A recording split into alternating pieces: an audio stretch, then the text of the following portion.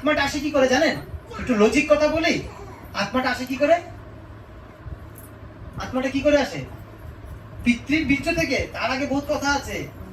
অন্না ভুবন্তি ভূতানি প্রজন্মদ সম্ভব যজ্ঞাৎ ভুবন্তি সম্ভবা কি ছিল ভুলে গেলাম। অন্না ভুবন্তি ভূতানি, অন্ন প্রথম বৃষ্টি হয়। যজ্ঞ করার ফলে আমরা যে হরিনাম কীর্তন করি, শুভ কর্ম করি, বৃষ্টি হয়।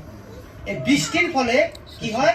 খেতে পড়ে কিনা জমিতে, জমিতে পড়ে কি হয়? অন্ন, রবি শস্য যেগুলো জিনিস আছে, অন্ন মানে ভাত বা গম, এগুলোর মধ্যে এই বৃষ্টির জল পড়ে। বৃষ্টির মধ্য দিয়ে সেই বিভিন্ন কি আসে? আত্মাগুলো আসে।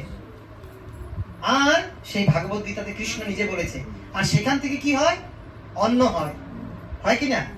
ধান খেতে ধান হচ্ছে, এই বীজের থেকে হয় না। একটা বীজ থেকে দেখেন কতগুলো বীজ হচ্ছে, একটা বীজের থেকে কতগুলো হচ্ছে, এতগুলো, সবগুলোর মধ্যে আত্মা প্রবেশ আছে। আর তখন আমরা সেই অন্নটাকে ভোগ লাগিয়ে আমরা গ্রহণ করি। আর যার যেরকম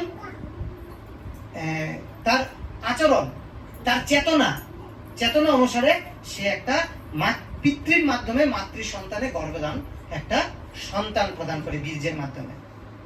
চিন্তা করেন। আর তারপরে আসে একটা সন্তান জন্ম নেয়। সেই সন্তানটা কে? তার মানে কোথা থেকে আসলো? বৃষ্টি কি নিজের ইচ্ছে আনতে পারবো?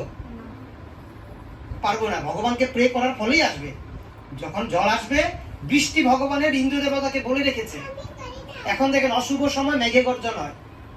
যখন যুধিষ্ঠির মহারাজ ছিল না, তখন শুধু রাত্রিতেই বৃষ্টি হতো, দিনে বৃষ্টি কোনো কথাই ছিল না। কলিযুগ বলে দিনে বৃষ্টি হয়, এগুলো অশুভ। রাত্রেই বৃষ্টি হয়, অ্যাকচুয়ালি হওয়া উচিত। তো আমরা কোনো নিয়ম নীতি পালন করি না। তো দেবদেবীরা সেরকমই আমাদের অনিয়ম করি, তা আমাদের অনিয়মে সবকিছু হচ্ছে। তো এটার অনেক কথা আছে, একদিনে শেষ হয় না। তো সেজন্য সবাই যজ্ঞ করতে হয়। যজ্ঞটা কি করে করবে? হরিনাম সংকীর্তন যজ্ঞ। এই কলিযুগে অন্য কোনো যজ্ঞ নেই, নামও যজ্ঞ। এখনো এখানে আমি জানি অনেকে জপমালা আপনাদের হাতে নেই। যারা যারা জপ করেন সবাই জপমালা গলায় করে নিয়ে আসবেন। রাস্তায় জপ করতে আসবেন, প্রজল্প না করে, কথাবার্তা না বলে।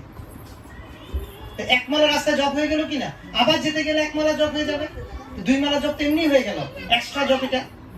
তো আমাদের এইভাবে করে জপ করা উচিত।